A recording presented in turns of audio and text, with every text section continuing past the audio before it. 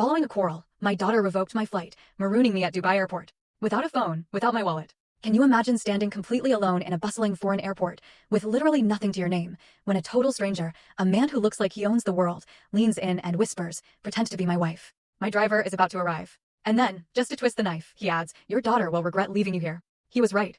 Oh, he was so devastatingly right. And I had no idea just how true those words would become. The worst part? She did it while looking straight into my eyes, a cold, triumphant smile playing on her lips as she clutched my handbag to her chest like a stolen trophy. I stood there, abandoned, in that brightly lit terminal. The air conditioning blasted, raising goosebumps on my skin, making my panic prickle and crawl. Fluorescent lights burned my tired eyes, and the heavy scent of expensive perfume, mixed with the bitterness of strong coffee, churned my empty stomach.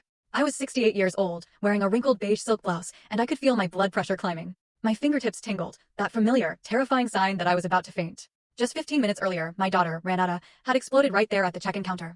She screamed that I was a burden, that I drained her energy, that she was sick of funding my luxuries. Luxuries? I repeated that word in my mind, glancing at the other travelers, pulling designer suitcases around us. I was there because I'd saved every penny of my pension for 2 years, just for one small dream, to start this trip I'd always envisioned, beginning with a desert sunset, a way to remind myself that the world was still vast, still beautiful, beyond the walls of my quiet home. But Ranada had insisted on coming along, to make sure you don't blow your money and come begging again. I'd agreed because deep down, a fragile part of me still hoped. Hoped that this trip might bring us closer, that maybe we could finally talk honestly, that perhaps she'd stop looking at me with that silent resentment I never understood. The argument truly began over something so trivial. I simply asked the airline clerk if I could change my seat to one by the window.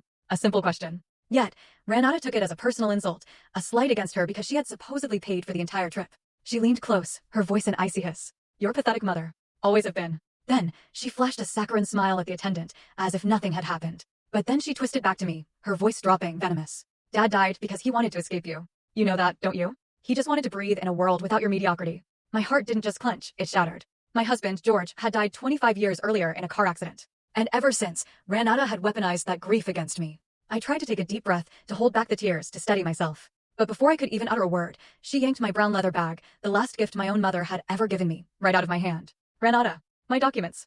I called after her, my voice trembling, pathetic. She didn't look back. She just kept walking, her blonde hair catching the airport lights like a shampoo commercial. Full story on the channel. Link below. Click now and watch what happened next.